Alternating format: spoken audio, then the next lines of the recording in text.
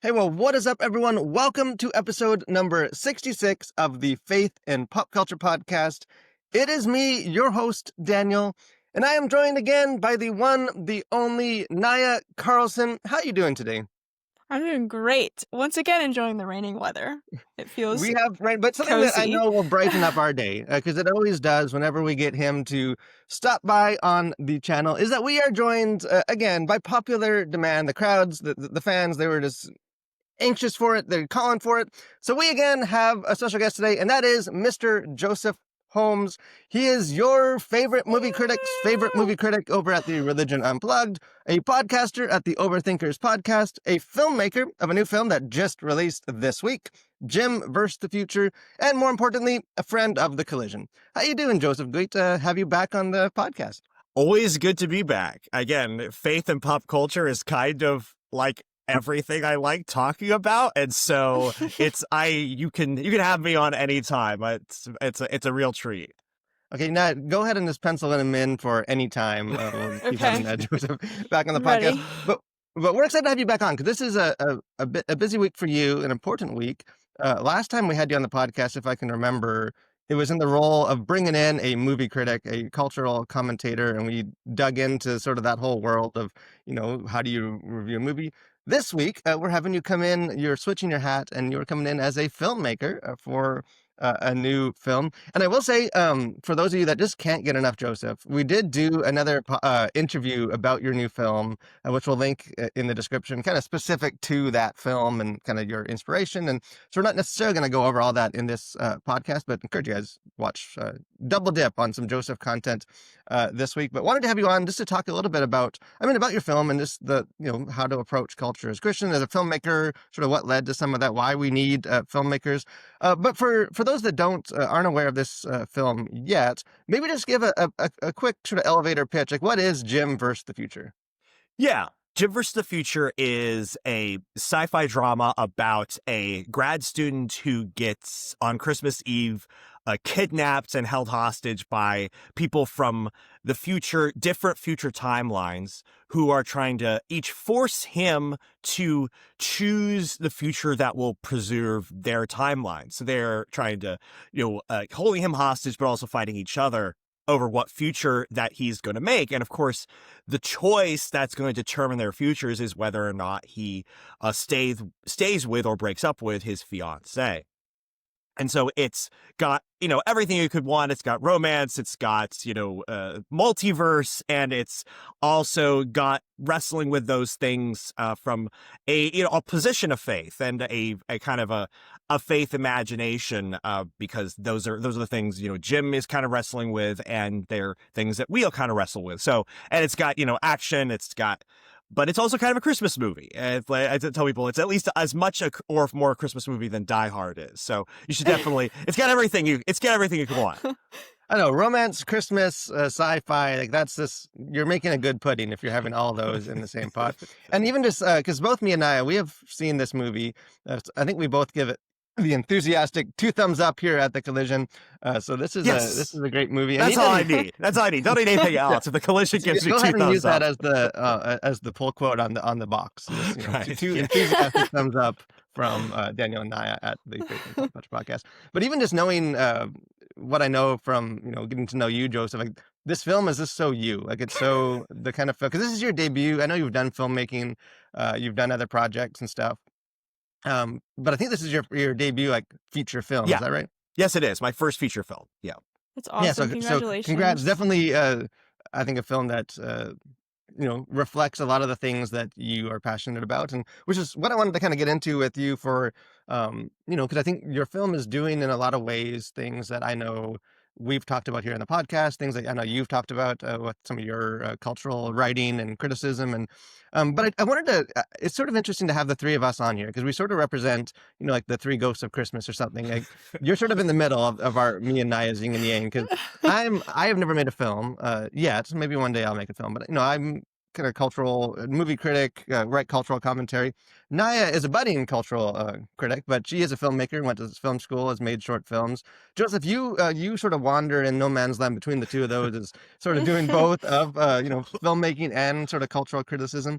What was that like for you as as you're approaching a film, like coming at it from a background of also being someone that for their job is criticizing, in a positive way, criticizing constructively, evaluating films. Like, I don't know, like, sort of those two roles. Like, how have you found that those two roles sort of work together? That's a really good question. And it is the question that really everybody asks. Some people ask, like, how do you, enjoy films as a film critic? Like if you're constantly evaluating it, or how do you, make a movie when you're constantly evaluating those things? And I think that the answer, honestly, is in many ways, it starts from the same place, which is loving movies and loving storytelling and loving loving going to see movies and saying this, as Nicole Kidman says, you come to this place for magic, you know, and when you love something that much, right? Yeah, you kind of want to be close to it in some way, and so making movies, telling stories that way is a way of being close to how movies make me feel that the world is beautiful and there's something beautiful about the world to do something with and live in. And film criticism is, well, let's break down the truth of that or the falseness of that, or what is that saying about us. And for when you're and those are kind of two sides to me that say I want to say something creatively, create an imaginative world to enter into. And then there's the film critic that says, okay, let's parse this out, define it, understand it so that it can, you know, it can capture and feed more of us than just the imaginative side. It can also fit the cognitive side, the right brain side or the left brain side. For making the movie, what happens there is you have to kind of say, okay, there's the side of you that imagines, and then there's a side of you that, picks up things apart a little bit and tries to say, well, is this true or false? Is this good or bad? Let's evaluate it. And that's kind of in the writing stage, the creating stage. There's this phrase that's called a write drunk, edit sober, which is, you have to say, yeah, because it's like when you're writing something first, you have to say, okay, what just feels good? And then what feels right? And then afterwards you say, okay, well, this is kind of stupid. And how do I, make this better? And I think for me, the, film critic side comes out in the, in the side that's like the edit sober part of it. And so that's kind of how I approach it, is this conversation with myself in the same way that I watch a movie and I say, this is beautiful. Now, can I evaluate its goodness or badness or its truth or falseness? As a, filmmaker, I try to say, okay, is this beautiful? Is this excite me? And then say, okay, what about it can I evaluate so it can stand up under scrutiny? And I think it's interesting because Chris Stuckman, who's a famous YouTuber film critic, just came out with his own first feature film. And he also said, similar to me, that he started out wanting to be a filmmaker and kind of fell into the film criticism aspect of it. And that's sort of true for me. I was, working on making films and short films and interested in that before I started critically evaluating it. So I think that for a lot of people, where it comes from is just the love of film and the love of storytelling. And the parts that where you're fitting those two together is, how do you make it something that's both beautiful, but then also, I guess you say, true? Yeah, and I think even like because you see like sometimes the conversation comes up with things like Rotten Tomatoes, where it's like, Yeah. well, who cares what the critics think? What are the fans? And like sort of the sense that like, well, like and obviously there's some just snobby critics and stuff out there. Not us, obviously, but there are those that are out there. But I think it misses the point that I think most critics, most like cultural commentators and stuff come at a place like you said, they love the stuff. Like they love movies, they love talking about it. Maybe they're approaching it from a different angle because that's the role that they're in. But it is from a place of love. What about just sort of those two roles? So I think, and now I'd be curious to hear what you think on this too. But even just like within the church, because I think there's for and again, this is way overly simplistic of a timeline, but it seemed like for a long time it was, very much we need Christian critics. Like we need people. Culture's bad. We just need to. It wasn't good criticism necessarily, but it's hey, we need people talking about culture so that people know how bad Hollywood is. And it seems like now, as things have grown, and we're getting a lot of better stuff, and more people have been, I think, because of the role of critics, like more people have come to understand the importance of storytelling and art. Like there's almost inversed a bit of that, where there's a lot of focus on like we need filmmakers, we need to keep making all this faith-based content, and there's not as much sort of emphasis on, you don't hear a lot of people encouraging Christian, young Christians to go into film criticism, go into journalism. Like it's more like, yeah, you be creative, make a film. Like what do you think the role, like, because the church needs both of those in various capacities. Like, how do you sort of see those roles working together, like in the service of the Christian community? Yeah, C.S. Lewis, he did a book called Experiment in Criticism, and I believe it was him in there who said this. If not, it was somebody else, but was saying that part of the job of a critic is to make, or a book critic or literature critic is to make better readers. And I think that, there's a good way to make movies and stuff like that and make arts, and arts itself does something to us because it causes our eye to look at something and in a different way. Again, literally, if for movies, like the camera decides what you're going to look at, it decides what's important, and the editing decides what things we're going to piece together. That's worldview. How are we going to fit things together? But oftentimes when we're engaging with art, either because we don't know what we're looking at, we can't see it as clearly as we could, or we're allowing art to happen to us without recognizing what it's doing so we can engage with it purposefully rather than passively. So I think that as my job as a film critic, I see as to help people, first of all, help filmmakers make better art by, if they ever read my stuff, then they can say, oh, this would be the way that it could make it better. But for the majority of people, who it's not going to be the filmmakers, it's going to be the audience that reads it, helping them become better watchers of art, both in terms of, you're right, when Christians were starting out, basically what they were doing was they're doing one of what I'm sort of doing now, which is saying, hey, this stuff that you're imbibing, when Disney is all about, follow your dreams, it's like, well, does that actually fit with what the Bible says? And when should you follow your dreams? Like trying to unpack those things so that people can actually notice what they're watching and not just let it just change them without wrestling with the art that they're doing. But also not just to be able to cut stuff out that we don't like, or, not watch certain stuff we're watching, but also to, as we are watching it, to wrestle with it in a more deep way and say, here are some different layers to what's going on so that we can, love this better, or understand the ways that it's maybe, less true or good, or just the different ways that it's interesting or possible.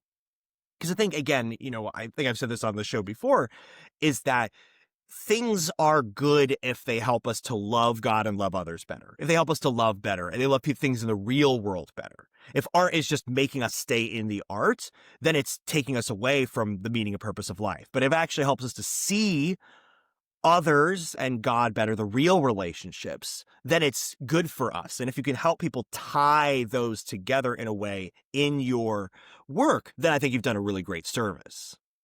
Yeah, and That's I'm curious. interesting. Yeah, I'm curious because both of you guys coming from the background of filmmakers, which again is not my thing. Curious what you guys think, because I think what you're sort of touching on that too, Joseph. Just the fact that there is like a purpose to art. Like there is again, like, that can mean a lot of different things and what that purpose is, and not you can make not to make it all super utilitarian and like, there is a mystery of art as well, but there is art functions, art that shapes us, art we changes us, influences us. When you create art, I think there is often a desire to do that through art. And that kind of comes down to a question, and especially because you just made a film, Joseph, that seems like it's clearly and intentionally wrestling with some questions. It's not necessarily preaching, but you had a thing in mind that you're working through the art is sort of how I engaged with your film. And I know now you've, as a filmmaker, too. And that's sort of the question of, like, as Christians filmmakers, like, does art need to have a message? Like, does it have a message? Is it okay for it to have, like, a message?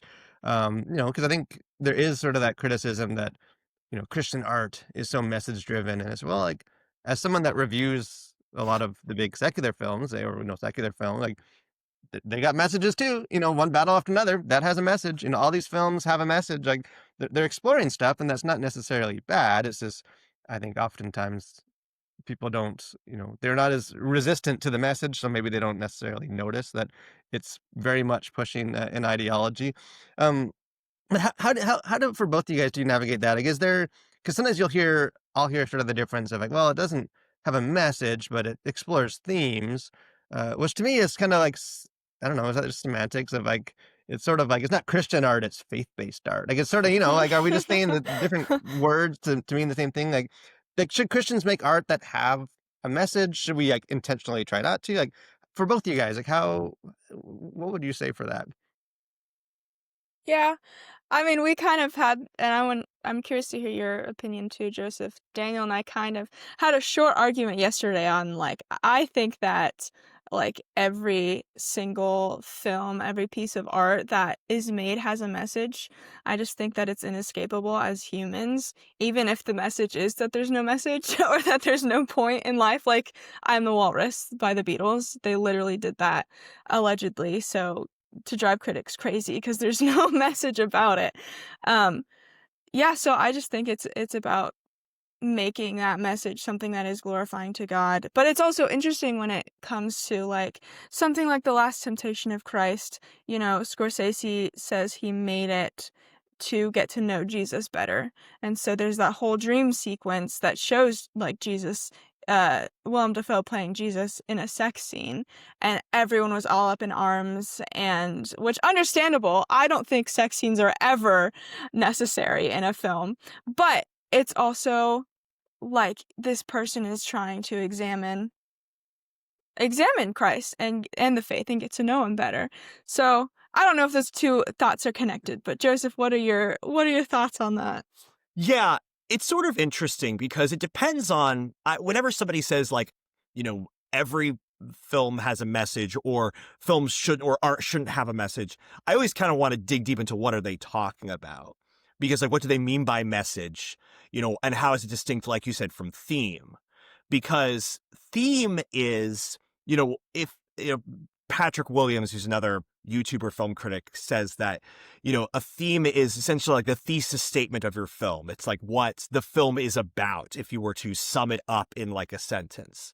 And for me, message is slightly distinct from that, in the sense that a message is, here is the truth statement that I want people to believe by the end of this, or receive by the end of this. And I think that, you're right. Every piece of art has a worldview in it, or even maybe not less than a worldview, a way that it imagines the world, some imaginative imagery or some structure that says something that it believes about the world. But I do believe that there is this whole article that was, came out, where was it, that One Battle After Another is not a left-wing movie. And it's like, okay, like, first of all, I mean, it's really funny, but it's like, okay, it's true. It wasn't a movie that was trying to make a movie to say, I want to convince people to become left-wing. It was a movie that the belief systems were the structure upon which everything else was based. And I'm not saying that as a bad thing. I'm saying that, as you said, Nye, that's what art is. I think that where people go wrong is they try to use, let's say, the beauty in the art in order to get people to accept a truth in the art. Whereas I think it usually it's supposed to be the exact opposite. You're supposed to use the truth in the art as the basis to show people the beauty. And so, there's, like, I often give the example of sort of the jokes in, like, Sesame Street, because the jokes in Sesame Street are really smart, because they are trying to be educational, so to speak. But what they do is they use the educational elements as the setup for the joke. rather that whereas most Christians when they're making art, they use like the jokes as the setup for the education, the message. So like you have like Kermit who will be saying, to this little girl, okay, we're gonna learn the ABCs and we're gonna go and they started off, like, oh, A, B, C, D, and then the girl cuts off and says Cookie Monster, at the end, which is, and so Cookie Monster is the punchline, and but the education work, but kids are learning those things while the ABCs while they're enjoying that. I'll give kind of an example of this. If you look at kind of how liberals and conservatives do female-led action movies, they do it very differently, even though they both are, even when the movies are just basically just entertainment. So if you take something like Atomic Blonde that comes out of Hollywood, that movie is very much the kind of the liberal line that there's not really any important distinctions between men and women. So what does a female-led action movie look like there? It's basically just transmute Atomic Blonde, Charlize Theron, any male action hero. It's really just exactly the same because that's the worldview that's undergirding it.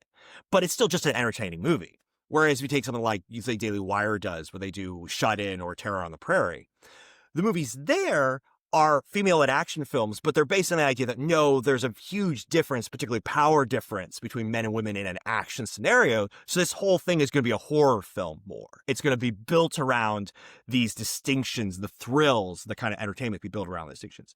So that's a long way of saying that I think that where messages go wrong is messages trying to transmit the truth of the theme rather than the theme being the undergirding of whatever is beautiful. And I think that that's actually really important in places other than art because, as Christians, one of the things we believe is that we're supposed to believe the doctrines of Christ so that we can love Christ. In a sense, the truth is the foundation for the beauty. You could say, in the Westminster Confession for, all the Calvinists and Presbyterians, the chief end of man is to glorify God and enjoy it forever. It's not to know the truths about him. And so I think that, for me, the distinction between a message and a theme is that message is putting the truth as the point and the beauty as a way of bringing people into the truth, whereas a theme is the undergirding worldview that is the basis for the beauty that you're portraying in your art. Do you think that art has to be beautiful? Well, it depends on what you mean by beauty. Because I think beauty is what is the definition of beauty? I think beauty is something that is desirable to gaze upon and look at. And by definition, whatever you're choosing to put your gaze on that incites you in a desire to look at it is what you are considering beautiful. So I think, yes, all art has to be beautiful. It has to justify you desiring to gaze upon it. Now, again, I like horror films. A lot of those horror films are very ugly, but they are attempting to point your gaze to desire to look at something. That said, I also think as a Christian, we are supposed to ultimately most value things that you would consider beautiful. They are, holy and good, and we are supposed to consider those to be most important. So I would say art that causes you to look at something grotesque and then desire to look at the grotesque more often than the beautiful in their own life would be morally problematic, even if it would still be art. Yeah, and even just to get real nerdy, philosophically, you have the good, the true, and the beautiful, and that's they can get called different things, the transcendentals or whatever you want to call them, but that's sort of the relationship that those have is goodness is something that is true and beautiful, and beauty is that which is good and true, and so yeah, there can be something that is aesthetically intentionally grotesque, but it's actually reflecting some goodness and truth in it. And there is, even Christ on the cross, that's a grotesque, a very gruesome sight, but there's beauty and truth, and goodness in that act that it is one of, we hang it on our walls because there's such beauty to that, even if the actual visual actions aren't necessarily. And I think and then we can move, 'cause I think because you are doing some of this stuff, I think, in your film as well. But I was coming back to the message and the theme stuff. The metaphor I usually use is just scratching an itch. If I scratch an itch, you guys know I'm itchy. Is that my message to you that I'm letting you know I am itchy right now?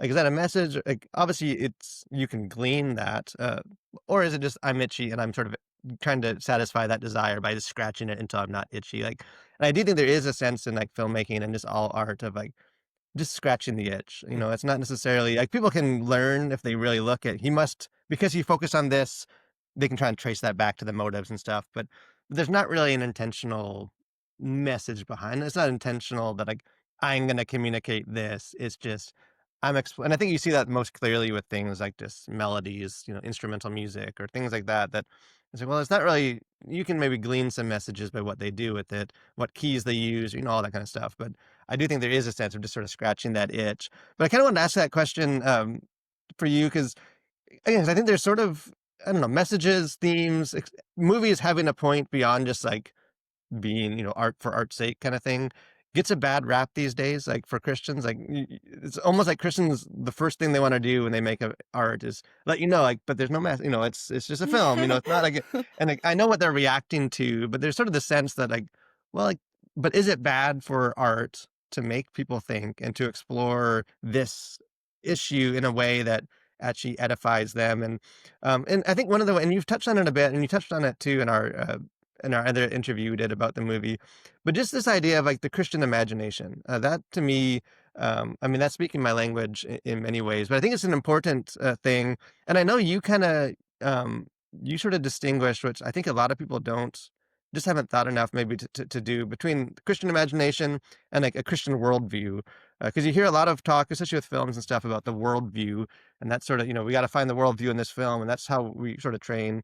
Not a lot of talk about the Christian imagination, like that role, what that even means. Like, so as you were trying to like do that in a film that both has a Christian worldview at its core, but also is trying to develop the Christian imagination, like sort of what is the difference between those two, kind of those two elements? Yeah, absolutely. So I'm partly getting this from James K. A. Smith and C.S. Lewis kind of combination because Not a bad place to pull some names from that would be true. yes. So so you have James K. A. Smith talks about like imagination as the images that we have of the world before we think about it. And C.S. Lewis, in one of his essays, he talked about the fact that if you are going to, before you decide if something is true or false, you have to first have an image in your head of what you were talking about. So, a Christian worldview is that, God is real and Jesus is his son. He died on our cross for our sins so we can be reconciled, have a relationship with him. Before you can decide whether or not you think that's true or false, those words first have to mean something to you. You have to have an image in your head of what God means, what, relationship means, what Jesus, what died, what cross means. These are all images in your head that you have before you can define their veracity. And I think that for a lot of people, because Christianity did such a good job of so many years of creating such powerful images in our head. I mean, again, just the crucifix, like the image of Jesus on the cross. Just, Jesus himself talking about, heaven is a wedding feast. And Dante doing, Dante's Inferno, this is what hell is like versus heaven is like. We have these images in our head we know we're talking about when we talk about these ideas. That the Protestant Reformation and kind of a lot of Christianity focused on saying, okay, let's define which of these images fit together right or are true or false. And, we did, I think that we did pretty good job in terms of like, creating a pretty great civilization with some of the, scientific advancements, liberty, freedom, prosperity and stuff like that. I think that we've created some really great stuff out of that, about that focus that Christians have had on defining, are these images we have in this world true or false?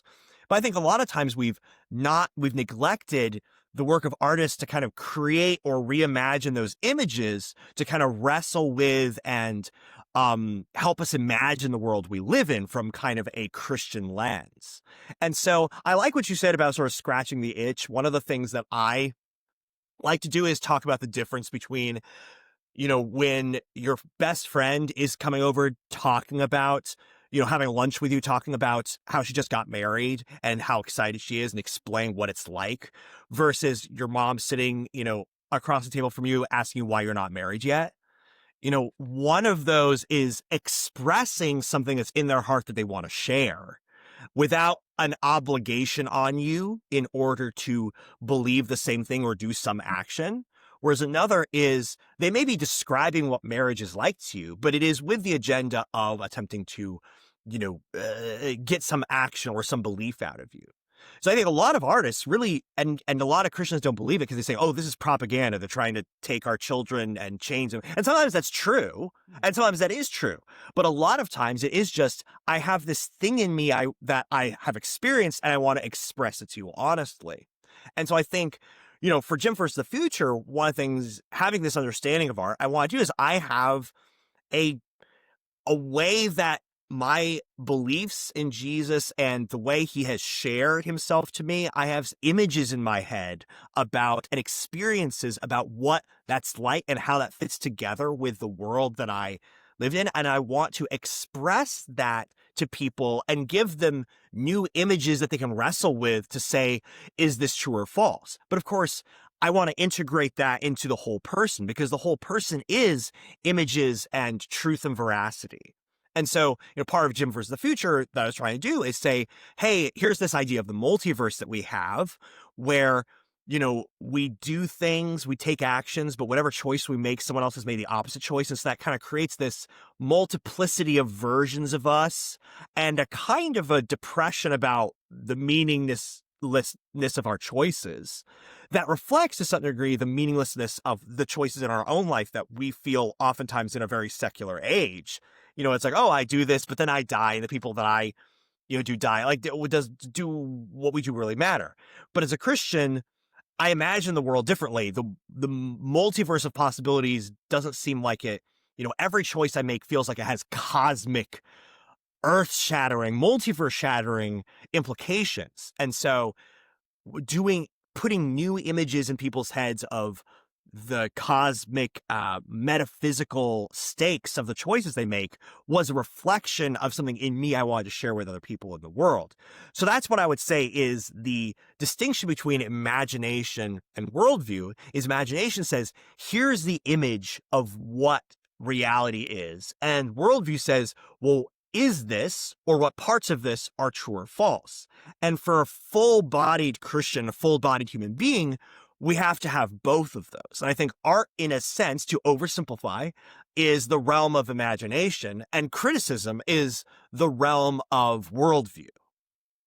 Yeah, and even because you can almost see it, like, even, like, with church, like, and it's not a one-to-one comparison, but, we have the sermon, we have the truth and but we precede that with worship, like, with music, with and we could just read the words of the songs and meditate on the truth, but there's something about singing that and sort of having the beauty of that experience that I think does shape our imagine and then that's, again, James K. Smith, material to pull from, but, like, that worship is sort of this, like, imagination center that, like, allows you to develop and, to be able to receive that truth in a different way. Do you guys think that's where, like, maybe beauty comes in? I know a lot of maybe the negative versions of, like, message Christian films, that are just preaching, that kind of stuff, is, like, this is a film that's gonna tell people what the truth is and what not the truth is, but they, at least traditionally, I think it's changing, like, didn't necessarily imagine the world in a way that, like, it's sort of, what's the famous quote by Nagel, the sort of agnostic philosopher is like, "It's not that I don't, think it's true or, whatever. It's not just that, it's that, like, I don't want it to be true." I don't want Christianity to be, like, even if it were true, that doesn't see like, what I receive from the faith isn't something that I would want a world to live in that. Like, do you see that is and again, Naya, you too as a filmmaker, do you see that some of the function? Like, not just that all films are sort of evangelistic at their core, but just wrestling, like, dealing with these themes and this worldview stuff in a way that actually showcases, like, not in a false PR spin way, but in a, like, no, like, this actually is beautiful. Like, this actually is flourishing. This is you just haven't been able to imagine it, to realize it. Like, do you sort of see that as maybe where the role of beauty comes into with Christian filmmaking? Yeah, I think that there are there is just a huge issue in Christian filmmaking, and it's definitely getting better with the landscape of faith-based film today, which is awesome. But some reason there's just so much fear, I think, within the Christian filmmaking creative space that. The fear of like exploring different themes and really and truly and honestly digging into different topics, different subjects and characters, um, and into their sinful mindsets and their broken worlds and showing that honestly. And I think if we show that honestly, and God works through that, God's in every single situation. And by preaching, you take away the relatability a lot of the times. And so showing honest struggles and honest characters and how they come through that and how God comes into that. Even like Jim versus the Future, it's not a preachy movie, but you can still see God's hand in it, in the conversations that they have and the decisions that they make. And that is beautiful. It's beautiful seeing the realistic ways that God works throughout people's lives. And not saying that some of these like more preachy movies aren't realistic. I'm sure that that has happened to some people, but a lot of times it's not as believable, because especially when, like, I know one of your issues with Forrest Frank's videos is he'll start talking and there's no music, and then the music comes in when the inspirational part comes. It's hard to watch sometimes. So I just this fear needs to go away, Yeah, and I'm you know. curious, yeah, because I feel like that word fear, and I'm curious for you, Joseph, like, do you think there's a fear among Christians, or at least like an unease, an anxiousness, trepidation towards the imagination? Like, Good I word. feel like in some ways that seems like why a Christian worldview is just easier to deal with. You can kind of watch a movie and pencil in, you can have a chart and kind of, evaluate it very, right, academically. Whereas, like, imaginate like, what does it mean to imagine, like, in a film like yours, like, what does it mean to actually imagine Christianity? Like, that there is a less, like, quantifiable, plug it into the chart type way. Like, do you think maybe that's some of the reason why we're more we tend to drift more towards, like, worldview thinking and a little bit more like, imagination seems like it can get a little messy. Like, what do you think about that? Yeah, I think so. There are a couple aspects to this here. I think that to your first question, a lot of the faith-based kind of filmmaking, if you look at faith in film, a lot of times it goes down two tracks. It's either very Catholic or very Baptist in its orientation. And that makes sense because those are a lot of what we've, got as influential denominations. I mean, a lot of people say that, the joke is that if you're non-denominational, you're actually Baptist but don't want to admit it. But what's going on there is, Catholic, denominations, the way they convey truth, a lot of it is through rituals and through sacraments and images that they've got. And so Hollywood has oftentimes, when they portrayed faith, they want to portray it through Catholicism because that works very well with movies, which are very image based. So it's like, okay, they can show crucifixes, they can show the confessional, they can show the robes and all these things, and the cathedrals, all these things can convey faith. Whereas in the Baptist tradition, they've stripped a lot of that away, and a lot of Protestant traditions, but again, particularly Baptist in how stripped down it is, they stripped it all away, and it's really, there's a bit of music around here, but it's all centered around the sermon. And I think for a lot of times, the faith-based films they're made by Baptists. So they made films that are like, yeah, we've got the music, we've got the story and the characters, but it's all guiding you, centering around the sermon, which is going to confront you with the truth of the gospel and things like that. And the problem is that film is not oriented that way. So it always felt like you were leaving so much on the table. You were leaving the camera work on the table. You're leaving the editing on it. You're leaving the acting and all these things. And so it felt like you had to pause the movie to do the sermon, because the sermon and the art of the movie are not oriented in quite the same way. And so there is that aspect. I think actually one of the things I'm curious about is having other kinds of Christians, with different denomination backgrounds kind of engage in this kind of art. Again, what would it be like for a Pentecostal Christian who has this much more thin separation between the divine and the spiritual and the real? What would it look like for them to do art that conveys their faith? I mean, again, it might look kind of like anime that does that, like has that very thin line between the spiritual and the reality. But that, leaving that aside, you mentioned this kind of fear aspect. I think that that's very true. There is a kind of a culture of church that treats all of its members kind of like children, in the sense in which you can't allow thoughts to enter their head, because if you do, then they will fall away to those thoughts. There is a sense in which we're kind of passive receptacles for thoughts and images. We can't engage with them and reject them unless that's happened for us. So again, unless you've read the apologetic, you don't read Richard Dawkins' God Delusion book. Read the apologetics book that that counters him. You have to, because again, there's that fear that if you consider other ideas, or that you even hear the images, that it will have this sort of hypnotic quality and that you'll fall away. I think I don't think that's true. I think that, again, if you have Christians and non-Christians meet on the battleground of ideas and the battleground of images, that Christianity is more true, more beautiful, and so will win out.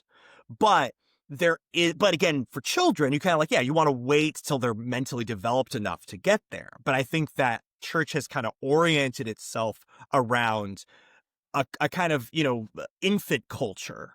And that's treated, said, okay, we've got to make it safe for children, and we're going to treat everybody as if they're children. And so, again, you don't want to take your, 4-year-old to a horror movie, but like a 20-year-old can go to a horror movie and it's okay. And I think that that's been to the detriment of Christians and Christianity, because, like you said very well, Nia, the world is a dark place, and you want to act like, because it's true, that Christianity has something to say about that. Jesus has something to say about that. Literally, he came into the dark place of our lives in order to redeem it. And if you don't show that, again, people might know intellectually that God can redeem those things, but they may not feel it as if they experienced it themselves, because art can actually do that. It can actually make us have experiences of, oh, yeah, I can know in an experiential way. Like C.S. Lewis said, and it was like the confess, like Thoughts in a Woodshed or something like that, where it's like, I know this thing from the inside rather than the outside. Yeah, and I think it's even like you're saying, I think that it even circles back to this, why we need Christians engaged in criticism, and not to tell people what to think, but to guide them of, hey, think, because we need to step out. Like, it's almost the difference between sort of the mindset of like watch a God's Not Dead movie and you'll sort of know what atheism is and how to, combat it. And it's like, well, then you go out of the theater and it's, well, I haven't met that kind of atheist yet. Like, they're not making those flimsy arguments that I have the answer for. Like, they're actually have sincere hurts and things and questions that weren't answered. And kind of the difference between watching God's Not Dead to learn about atheism and watching a film made by someone wrestling with, that's outside of the faith, that's wrestling with these themes, and kind of the firsthand experience. I wanted to touch on a kind of last kind of thing for you, because I know this is an area that um, is somewhat of a passion area, or at least you've done a lot of research in it, just with sort of the way that the media landscape, particularly kind of the Christian one, has traditionally kind of skewed female towards women. Maybe starting to change. You see shows like House of David and stuff that it seems like it's more, or even some of the Angel Studio ones that I don't like Homestead show, which I didn't necessarily like, but was at least trying to like, hey, here's a big guy with a gun, where it's just, guys, it's sort of like the equivalent of, the church rally of like monster trucks and like, we're gonna have bacon, and it's like, yeah, men are gonna come to church. Like, it's, it's for good or ill, and probably both. It's maybe a bit of that, but I do think that whole conversation, like how it appeals, is directly tied to the idea of the Christian imagination. Like, I think you could, and I'm curious to see if you would agree with that, like that the way we have imagined Christianity through the media traditionally has been in a way that appeals more to women than to men. I think in some ways, actually repels men from, that's not really what I want to. And again, that's not to say, before Naya reaches through the screen and slaps, like that, girls don't like action. My wife, she'll watch any action movie more than I do. Like she has to force me to watch. Like that's not really the point. That like this is a movie for girls. But just the way that you imagine sort of the types of stories that draw people in. What do you think? What do you think sort of changing in that? Because it almost has to change because there is, just culturally a movement of particularly young men, sort of this spiritual awakening that is, well, our media needs to appeal to them. Like, what do you sort of see as someone that's kind of worked in that space? Yeah, so I wrote about this a while ago. I read in 2023 when the Taylor Swift Eras tour like made all of the money. And I noted that and realized that a lot of this has to do with demographic changes. The fact that, because you talked about like that Christian media was largely oriented toward appealing to women, and it's true, but it's also specifically oriented to appealing to moms, Christian moms, and moms over 35. And this is why, again, because moms like a particular kind of entertainment. They like very comforting entertainment. They like Hallmark movies. They like family friendly and Hallmark movies. And the thing is, and the reason, of course, is because moms are the people that go to church because they want to, and they drag their families there. Like moms are the target audience of church, and so they're the ones who are going to drag their families to the theater. Just like, again, oftentimes for superhero movies, it's usually going to be the guys who are the 20, 30-year-old guys who may be dragging their girlfriends to see this movie. Although a lot of girls like Marvel movies too, but horror movies as well. There was this thing that moms like a particular kind of movie, which is distinct from what, single women or non-married women kind of also like. Again, a single women are much more like to see a horror film than a mom is, and so, but because fewer people are getting married, there's fewer moms and there's fewer dads too, but also like guys' taste in media don't change as much when they become dads for some reason. So I was just thinking, okay, this is going to change. There's something about this. Faith-based films are going to evolve because their target audience is shrinking. And of course, what we've seen, like I said, is we've seen more and more movies and shows that are oriented toward things that are traditionally kind of like, when people are marketing movies and shows towards 20, 30-year-old men. Like, you had Nefarious, which is a horror, like a Christian horror film. And you have, things like House of David. Next year, you have Daily Wire's Pendragon Cycle, which is a very explicitly like Christian fantasy that's, about, war and Arthurian legend. Next year, Angel Studios' Young Washington, again, is like a war epic that's being done, in that way. So there's all these things that are being kind of marketed towards sort of the boy niche. And again, it's because of demographics, because like you said, Gen Z is the first generation in that we've maybe been recording statistically that the generation of men has outnumbered women at church. And so that means, again, that the movies that are being made for this target audience that are going to be, oriented in a slightly different way. And I think the culture, like I said, the culture, even like, again, for women who like Christianity, the Christianity is becoming, because it's being associated with conservative politics, because it's being with, again, all these different things. Basically, religious people are becoming synonymous with conservatives in America, which are becoming synonymous with families. And so that is becoming this kind of soup that is going to change, the direction that, faith-based movies are oriented towards. And I think that's interesting. And there's good aspects about it because, again, like we said, those movies are more oriented toward, again, stories that might make you uncomfortable, that are not, oriented towards this is a comfort food. It's oriented towards, darker material or stuff like that. It's also, really cool. Again, as I, 30 a guy in my 30s, like, oh, there's stories that are kind of oriented towards me. And again, I think that there's some sense in which this can be positive for the future because there's so much data that talks about how the enthusiasm of a dad's faith has such an impact on the transmutation of that faith to children. Those good things. Now, the problem, of course, is that, do we want, maybe it's, my problem has always been not that there are these kinds of movies made that are kind of Hallmark movies made sort of toward mom culture. My problem has been that that's the only kind of movie that gets made. And so what I wanted to see is I wanted them to keep making those kind of movies, make them better, but keep making them, but also expand to a broader spectrum of Christianity and what you can do with that and the kinds of stories you can tell. And of course, the thing that's still off the table is, there's still not any faith-based projects being made for sort of the single woman, Taylor Swift, audience demographic. And so I think that, again, a positive in this is that, you have movies being made for more people now, and that can talk about the broader spectrum of Christianity. And again, there is a sense in which this is, again, there's the whole, like you said, there's some certain things about these kind of movies that repel men as a demographic. There is this phenomenon called male flight, which is that if an environment becomes, and this has been robustly found, if an environment is 60% female or more, men will leave it, whether it's a job occupation. Again, Dr. Richard Reeves, he points out that schools actually are doing a kind of soft affirmative action for male college applicants, because if there are less than, like, if there's 60% female or more, men will stop going to that college, and then the women will stop going to that college.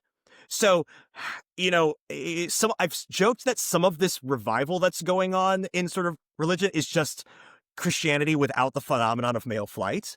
So, there's some positive aspects of this, but you can't, again, go too far in that enthusiasm or direction and have another kind of, this is the only way Christianity can be. It can't have the full spectrum of imagination that's possible.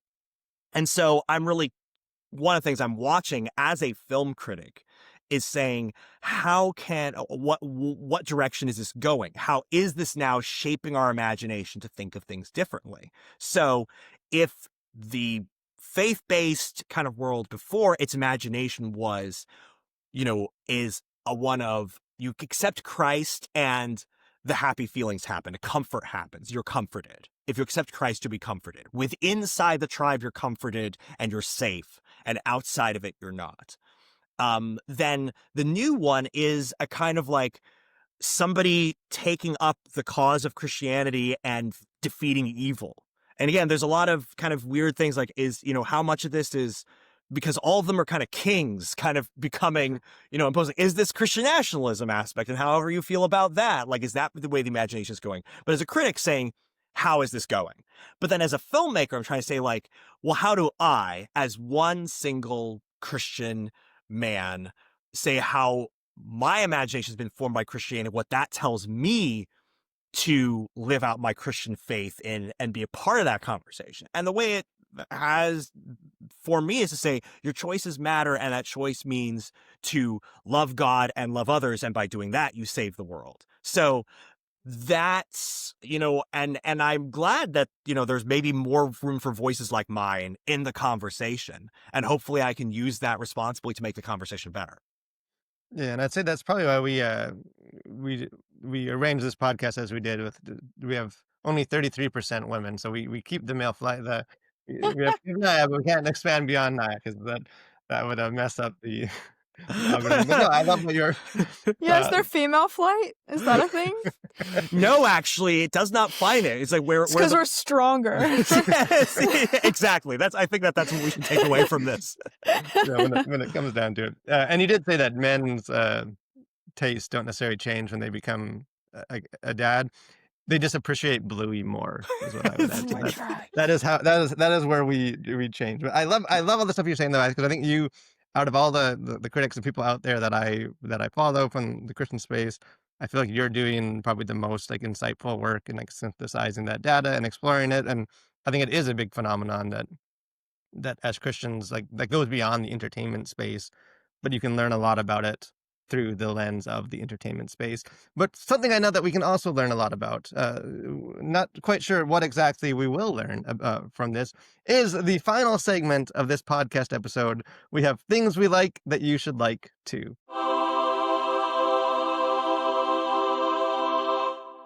So Joseph, as our guest of honor, like we like to do, we will put you on the hot seat. Don't worry, we have set the bar very low, so SPKs. Won't be hard to cross that. But what is one thing that you like that the rest of us should also embrace and like? Oh, right. Well, that's a really good question. And I wish I was more prepared because you actually did tell me like last night to prepare for it. And I totally forgot. And it's fine. I got a lot of things I can do. Again, I can just go through my list of, oh, yeah, here's the things that I've like reviewed recently. But also, I don't remember what I have, done on your previous podcast. And so I don't know. But I guess here's actually, I will review, I will just say a couple things I like, both on different ends of the spectrum. I will say that I really like. Have I said that I really like House of David on here before? I don't think so. I don't Okay, think so I've yeah, ever heard your opinion on it. yeah, no, I really like House of David. I'll say like this is again the kind of show that I wish that I'd had at growing up as a teenager. Again, it is, I had always had as a kid sort of my hero stories over here and my superhero, comics and movies and TV shows, and then I had my Christian content over here. And it's like, well, how do I reconcile my desire for a heroic life with my Christian faith in that way artistically? And the show does it really well. It does it really adult complex way because it essentially says like, you can be heroic by doing what God requires of you. But once you start thinking like it's you and you can use it for your own glory, that's when it slips away. And I think that's a really fascinating, complex way to go about it. That's a very Christian way to go about it that I'm really excited to see somebody doing. Then I'll also say, I think really liked The Chosen Adventures, which I was not expecting to like. Again, it's like, why do we need, oh yeah, sure, the extremely edgy, Chosen series that families totally can't watch together. We need like a more kiddie version of that show that's like this for babies. Like, yeah, sure, like that's gonna be really good. But the writing is actually really good, and like the jokes are really funny, and the and the characters are really endearing, and it's so I think that if you do want like something for your kids, it's like this is probably like the best faith-based content made since Veggie Tales, I would say, And because that's a high bar. yeah. So like it's like if you want something for your kids, it's like, I mean, again, it's only like 12 episodes, so it's not going to keep your kids occupied for long. You're gonna have to turn Bluey back on, but it is, I would say, good on them. Like if Christians start making like kids and adult content like those shows, we're in for a really good space. And again, like for that kid show, there's a female protagonist, which is nice. We're seeing some of those in a Christian film now.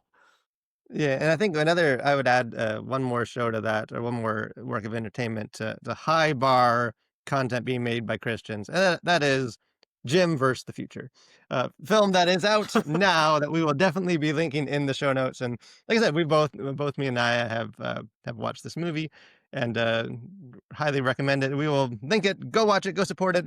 Not just because I think we should support Christians, but because it's a good movie. And hey, we could always use some more good movies. Another thing we like is having you on the show, Joseph. It's always fun.